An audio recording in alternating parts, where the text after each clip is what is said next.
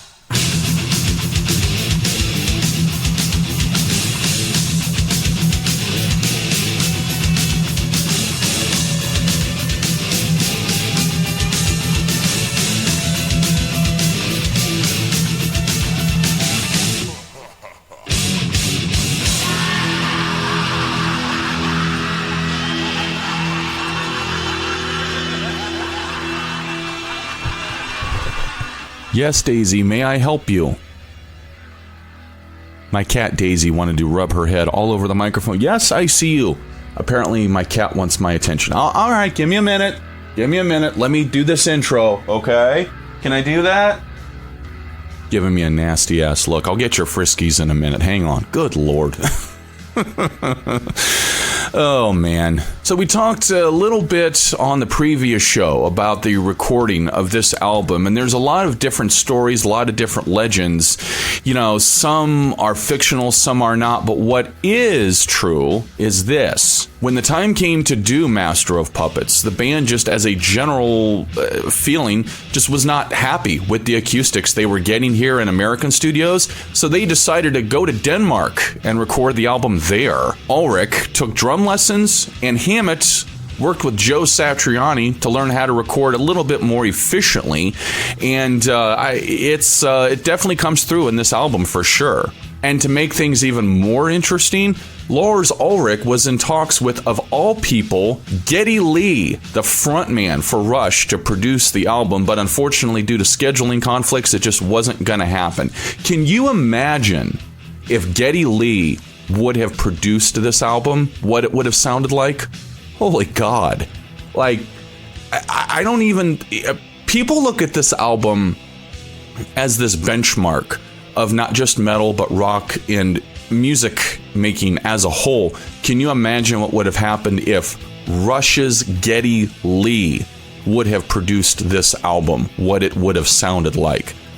I'm getting chills just thinking about it, man. I've always been a fan of Rush, like sometimes at different points more so than others, but like the older I get, the more I appreciate them, and the older I get, the more I appreciate the importance of this record and what it meant to the music business and the culture, really, of the 1980s and what came after as a whole. At the end of the day, the album's mixing was finished by Michael Wagner in January of '86, who also mixed for and produced for Dokken, and many years later, also mixed and produced for a band actually down in the Virginia area called Hydrogen, fronted by a very prominent blues rock guitarist by the name of Jeff Westlake. You want to check into his stuff on Facebook. Trust me, you won't be sorry. Back into the program now, saluting Metallica's 1986 classic LP, Master of Puppets. This is the thing that should not be. Be back after Welcome Home Sanitarium.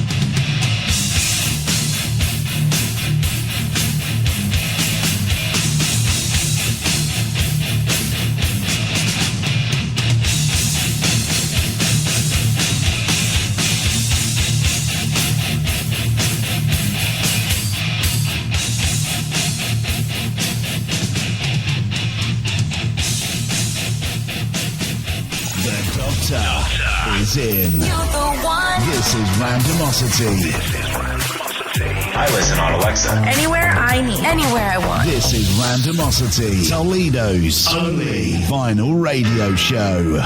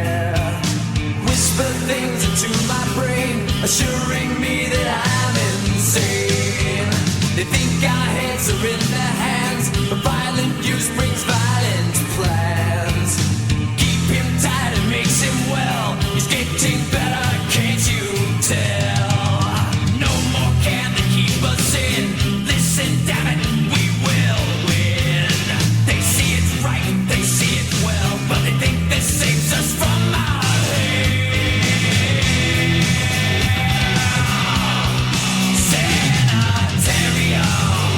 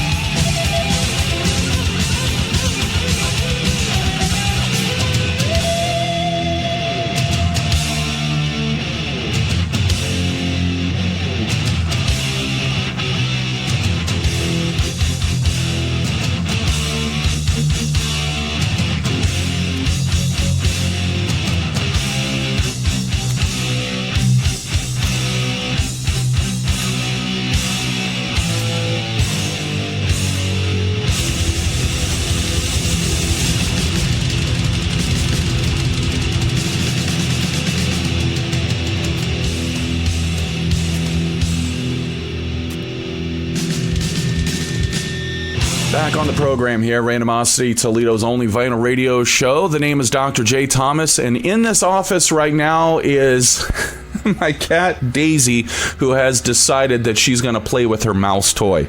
So if you hear some noise in the background, just a heads up, I apologize. That's what's going on. Trust me, this is a professional program here, even though I'm producing out of a little home studio that room size is like the size of Professor Teakrick's band room over an audio recording at Owens Community College. Oh, my goodness gracious. Hey, we just want to say thank you so much for checking out the program here and for continuing to follow us on Facebook at facebook.com/Randomosity Podcast, on X, Randomosity TOL. Got brand new programs coming your way. The very last season of Randomosity is going to be coming your way beginning September, coming up here, of 2024 on Owens Community College Radio. Get on the Google Play app and the Apple Store if you haven't already. OCCR.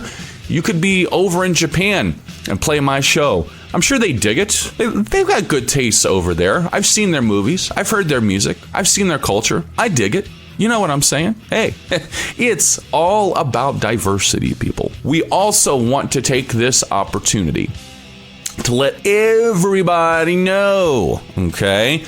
You can now nominate this program coming up from the Toledo City Paper for Best of Toledo for 2024. We won for 2022 Best Radio Show and Best Podcast, and 2023 for Best Radio Show and Best Podcast. Can we go for 3 in a row? I don't know. It's a possibility. It's the last season. We got some cool stuff coming your way. We're going to blow the roof off, and we're going to send this show out in style and in a way that everybody is going to remember. We got some cool stuff coming up for the month of October for Halloween. Also, we got some interesting Christmas stuff coming your way, or holiday stuff. Okay, let's be fair. This is 2024. I don't want to offend anybody, because that would just be horrible now, wouldn't it? And of course, we got our big season premiere coming up. Stay tuned to our social media to find out what we're going to be doing with that as well. All right. So I can't acknowledge this album without acknowledging the unfortunate passing of Cliff Burton, because this album was released in the early spring of 1986, and within just a few short months, literally about 5 or 6 months, Cliff Burton would be gone. And it's it's one of those things, the what if, this album came out and it was huge for them. This album was going to blow them into the stratosphere, into different areas that they had never been into before. They were going on tour with Ozzy Osbourne, and then they went overseas, and unfortunately that was where the tragedy happened. And I could go into details about this. I could tell you the stories, but I think the people that should tell the stories were the people that were there. So in lieu of maybe playing a bonus live track from the early days of Metallica, like we did between the 2 blocks on the Kill 'Em All segment, and then on Ride the Lightning, where we had a little interview clip from the frontman of Disturbed talking about the importance of Ride the Lightning, I'm going to let the band and those who were there tell the story of what happened that fateful night in September of 1986. So stick around. This is Randomosity, Toledo's only vinyl radio show, and we just want to say thank you so much for listening to our program. On September 27th, 1986, the band was traveling by bus on the road between Stockholm and Copenhagen. On that European tour, we had a really bad bus. These particular buses weren't purpose-built that we have now. They have normal windows like a passenger coach, and the bunks are just bolted in. Then they put cardboard over the windows. Earlier that night, a friendly dispute between Kirk and Cliff over sleeping arrangements concluded with a draw of cards. The first card that Cliff picked was the Ace of Spades, and he looked at me and said, "I want your bunk." And I said, "Fine, you take my bunk, I'll sleep up front. That's probably better anyway." Later on that night, about 5 or 6 in the morning, I heard a skidding, I heard a vibration, and then this motion. I thought we were going off a cliff. He overcorrected to get back onto the road, and as he did, the back end came around this way, and it started chomp, chomp, chomp. It's the sound of screeching brakes and being flipped around like a piece of clothes in a dryer. Just got woke up, like hot coffee getting poured all over me, from the coffee machine, and, the bus was on its side. What happened? Is the bus gonna blow up? Well, I jumped out of the bus, took off, did the 100-yard dash in about 7 seconds flat. And we're standing out there in our underwear and, 10 below. And I heard everyone screaming except for Cliff. And I thought, oh my God, something's wrong. Seeing the bus driver just, freaking frantic. And I turned around and I saw Cliff's legs sticking out from underneath the bus. I went to, pull him out and wake him up or whatever. It's like, he's not moving. And the driver walked over and started pulling on the blanket that was underneath the bus next to Cliff. And I said, what are you doing? I grabbed him and said, don't you take that away from him. Against all odds, the band hoped that somehow, some way, Cliff could be saved. A crane turned up, a big crane with a jib and all that, and they hooked a chain around the bus, and they picked the bus up. There's still people trapped under the bus, but everyone else is okay. I don't know if Cliff was dead at this point or not, because the bus actually slipped back after they picked it up. They lifted it to pull him out, and it slipped back and landed again on the floor. After that, I was in such shock that everything else for the next 3 or 4 hours, I can't even remember. Kirk and James yelling at the driver. What did you do? What did you do? What happened? What's going on? Is this guy drunk or la la la? Oh, we hit some black ice. And I recall in my underwear, and socks, walking for miles, looking for this black ice, walking back on. Where's this black ice? I don't see any black ice. And I wanted to kill this guy. I was gonna end him there. Early Saturday morning, September 27th, 1986, on the road near Ljungby, Sweden, Cliff Burton died. He was 24 years old. He just got thrown out the window and boom, the bus landed on him, and basically, by all accounts, he never woke up. To this day, I just think, it could have been me, it couldn't have been me, but it's never left me to this day. You always feel protected on tour. Nothing bad can happen like this. It's not allowed. This is rock and roll, man. Nobody dies. But they do, and it had happened, and it was hard to grasp that. Drinkers we were. We went back to the hotel and just drank. I remember at 4 o'clock in the morning, I could hear James down on the street, drunk, screaming, Cliff, where are you? And when I heard that, I just broke into tears, Within hours, news of Cliff's death reached Metallica's fans in America. One such fan was Flotsam and Jetsam bassist Jason Newsted.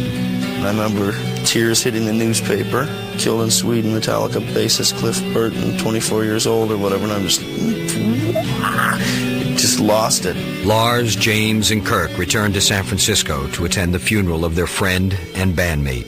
Lars took over from then on. And, in all fairness to Lars, without Lars Ulrich, that band wouldn't be where they are today. We'll be back after Leper Messiah, saluting the Holy Trilogy of Metallica albums, online-only edition, August 2024, from Randomosity, Toledo's only vinyl radio show.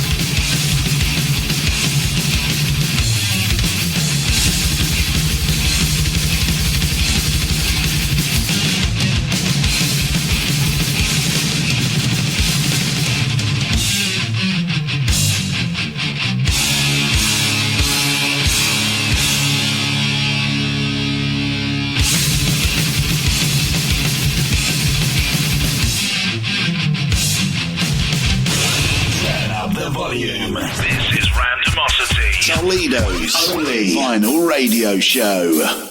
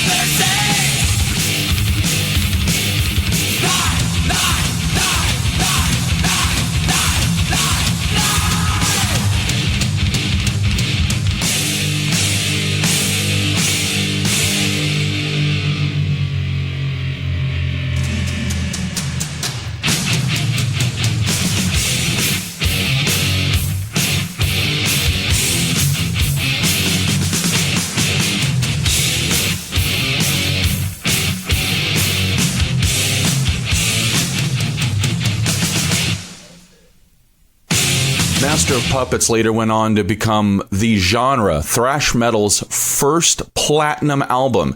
And by the early 90s, the genre itself as a whole had basically taken over and redefined the whole concept and idea of not just hard rock, but metal. You couldn't turn on rock radio. You couldn't turn on MTV. You couldn't even play rock music as a whole without hearing some kind of an influence from the Master of Puppets LP. This album widely regarded as being the album that turned the world on to Metallica as everybody knew it. And followed up after this was Injustice for All, an album that is controversial in its own right for a lot of different reasons. And if you're a fan, you already know it. I don't need to explain it. But when the reissues of the albums happened a few years back, and the boys from Metallica decided to remix, remaster, and reissue these albums, the idea of Justice being finally mixed with the bass being turned up came into play. Like, oh man, are they going to do it? Are they going to do it?